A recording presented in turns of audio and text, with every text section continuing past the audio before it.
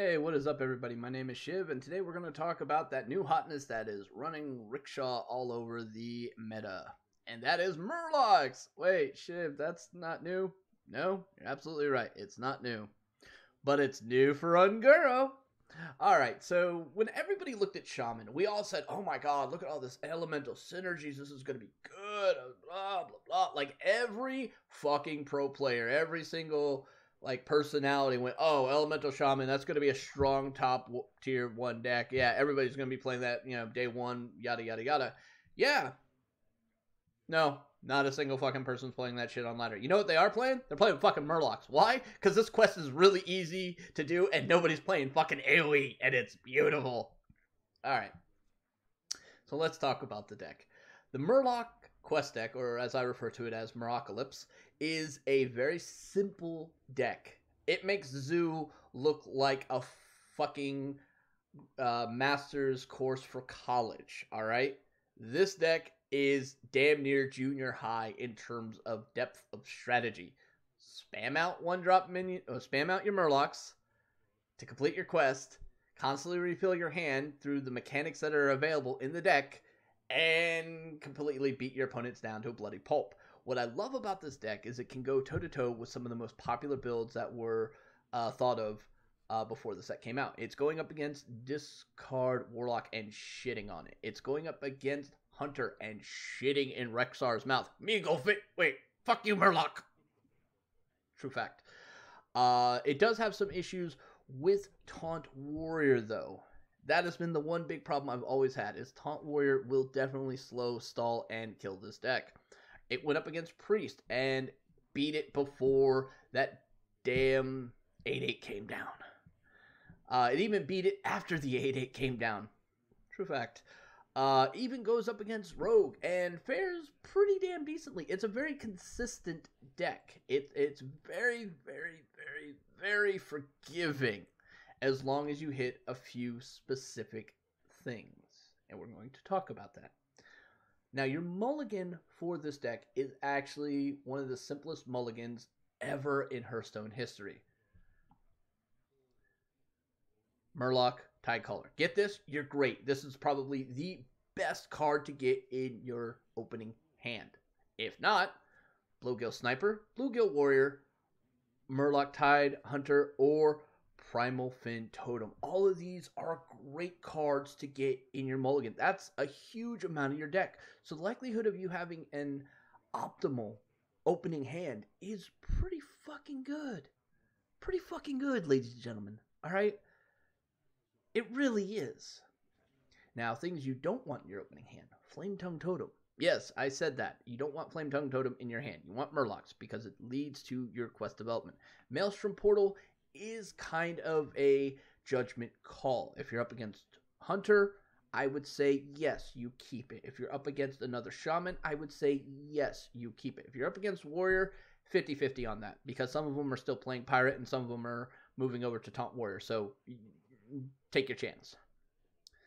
But against pretty much every other class, no. Rogue is an exception. I would hold on to it because Rogue's quest decks are highly reliant on their 1 health minions bouncing them back to the hand. And if you could ever catch one on the board without it coming back into their hand, being able to wipe it out of existence when it's on, say, 2 or 3 to prevent him from getting any more value out of it and completing its quest is one of the only ways I found of stopping that damn deck. So, the judgment call on Maelstrom Portal, but there's a real good scenarios in multiple decks where keeping it's probably a good idea. Though Flame Tongue Totem, not so much. Alright, Rockpool Hunter is definitely not one you want. Now, before we move on to some other explanations here, I'm going to say right now, the Cold Light Oracles in this deck are not needed. Alright, let me repeat that. The Cold Light Oracles in this deck are not needed. Alright, the reason why I'm saying that is I never once had to pull for cards with them. So they're going to be replaced. Matter of fact, we're going to do that right now, just so there's no confusion, with the Cold Light Seers. And the reason I'm going to say this is one of the biggest problems with this deck is AoE can shut it down pretty fucking hard. Even Maelstrom Portals can shut it down. Whirlwinds can shut it down. Having the Cold Light Seer gives a lot more girth to the deck, and thus allows it to be a little bit more effective. Now, there's also some other stuff there that you could possibly look at. Maybe say the Menagerie Edition and this, that, and the other. But no, not really. That's too much gimmick bullshit. That doesn't really flow with the deck too much. All right, so let's talk about some really fun synergies. As I've talked about before, the Maelstrom Portal is a pretty damn good card. And one thing I want you guys to pay attention to is the 1-drop minion that it could possibly give you when using it. Well, there are 3 Murlocs that are 1 cost. So you run the chance of possibly getting Murloc off that, and that goes to your quest, thus making it quicker for you to get to your Megafin. And that is the end result that you want to get to the Megafin. All right, you always want to push everything to Megafin. You're going to play this very, very aggressive to get to that Megafin. And many a times you're only going to be playing with maybe 1 or 2 cards in your hand, and that's a good thing, because the moment you get Megafin in play, you have a full hand of Murlocs, and your opponent's going to be like, fuck, now what? It's a good thing, guys. It's a really good thing. Now, there are some synergy cards that are a little bit clunky at times. The Primal Fin Lookout is definitely one of these, because you have to have a Murloc in play before you can play the Primal Fin to get value. So playing it on, say, like a turn 5 with a Blowgill Sniper makes some sense. Playing in combination with a Murloc Tidecaller on 4 also makes some sense. If you got a remainder from the Murloc Tidehunter and then going into the Primal Fin Lookout on, say, turn 3, that is probably going to be one of the most ideal situations. Outside of that, though, he does kind of feel a little clunky. Now, there's another card, and it's a spell that I really want people to pay attention to in this deck, and that is Spirit Echo.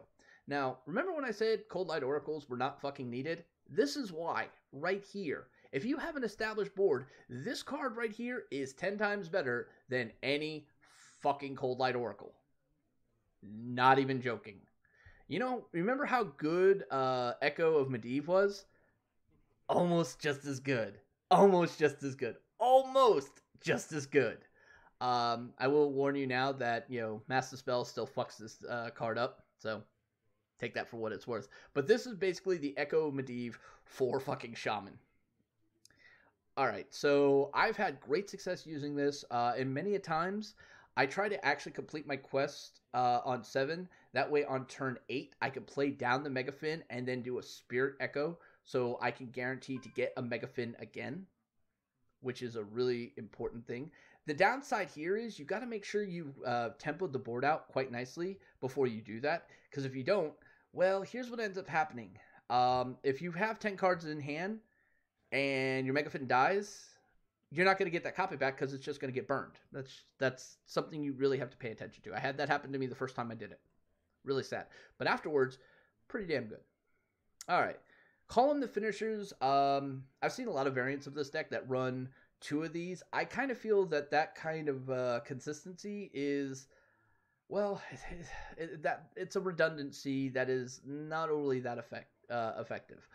This card is definitely good, adds a lot of value, and one of the coolest synergies I found with this card is playing down Call in the Finishers, and after I've traded and have control of the board, and then my opponents play something that kind of blocks it all off, and then I drop down the Gentle Megasaur, and then I take the Spore option, and thus always making sure that I have a board of things that I could use to contest whatever they're going to play and do some trade value stuff with, which is really good when you consider Flame Tongue Totem. Though I will warn you right now, Flame Tongue Totem is generally kind of problematic with the whole living spores, so be very, very careful with that. You're going to come into some really awkward positioning issues. All right, just a heads up.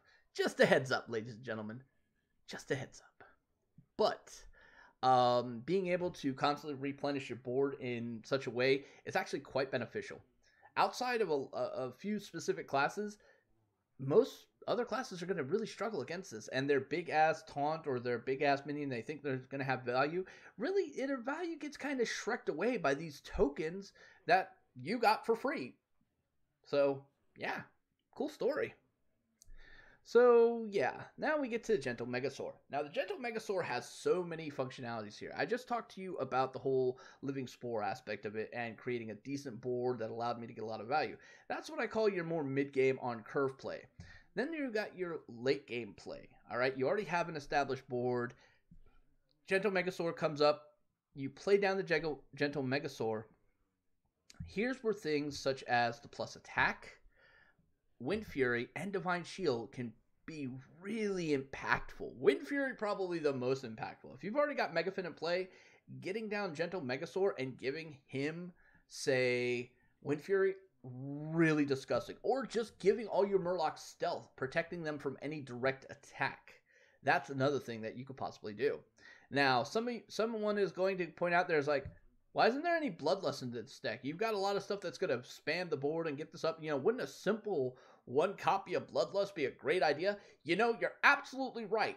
I just am having a hard time figuring out what I want to cut for it. That's the most God's honest answer I could give for you. If I had a space that I could cut for it, I would do it. The problem I'm having with this is a lot of people are expecting the Bloodlust come 5. So what you end up seeing is whatever sort of board clear or management they can do on 4 to prevent you from getting maximum Bloodlust value on 5, they're doing. Alright, so while it seems like a good idea, it may not be. But I'm still going to try to figure a way of putting it in there, just because it's a lot of fun. Now, we've done a lot of talking in the theory and everything of this deck, but let's actually see this deck in action. Enjoy. Alright, so here we go. We're up against the Rogue. It is a Quest Rogue, just to warn you right now. And also, disclosure, this guy plays extremely slow. He's very cautious. He's thinking through all of his plays. It's new meta. I don't blame him for this. So please, bear with him. Alright, now here we have obviously the most optimal opening hand I've ever seen. This is Curve Stone 101. This is like perfect curving. You couldn't have begged for a better curve than this. Well, no, that's not true. I would have said the Primal Fin is better than one of the other cards. But that's just me. I like the Primal Fin totem. I wonder. Alright.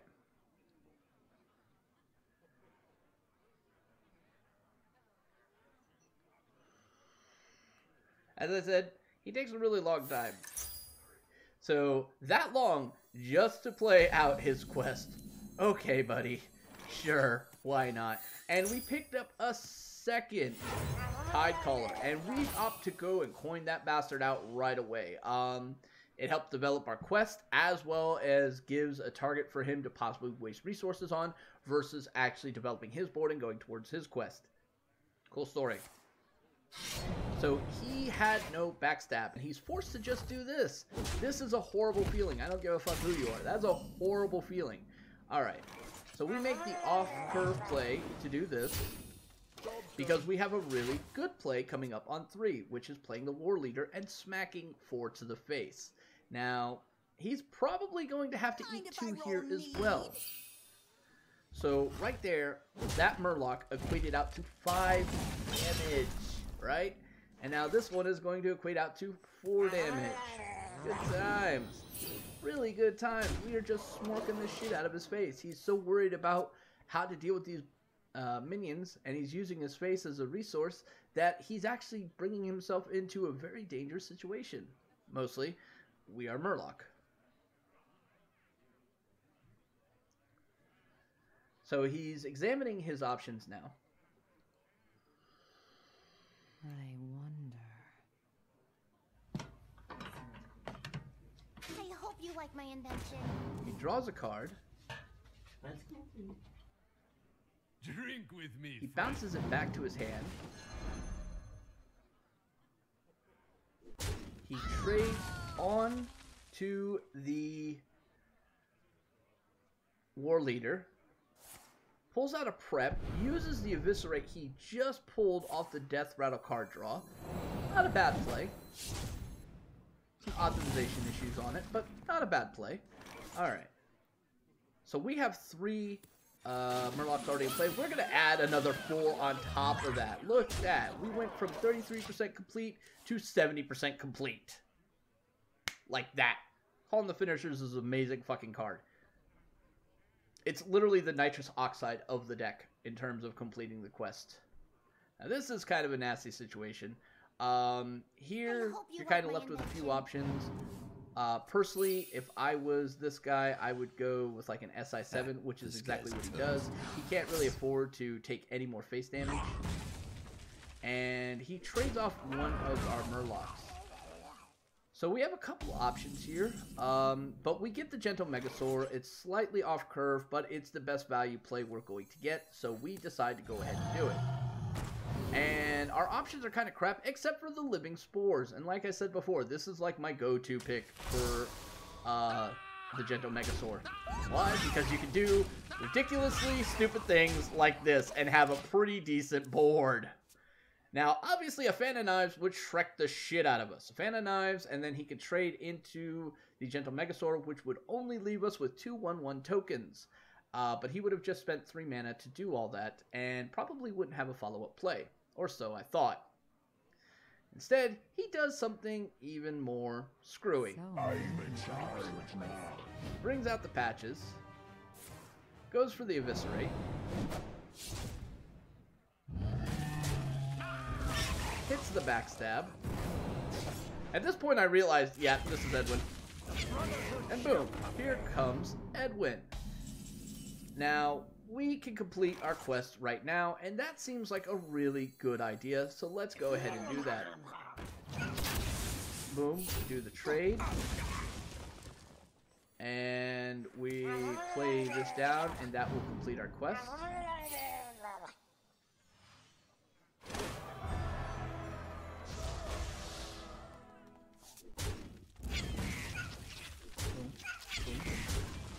And we're also going to play this out as well, just because it's a kind of an annoyance factor for anybody. And knowing full well that I have a Mega Fin, being able to put that extra little bit of damage is really going to help. Now, we weaken down the Edwin to guarantee that we're most likely going to be able to trade off nicely against it.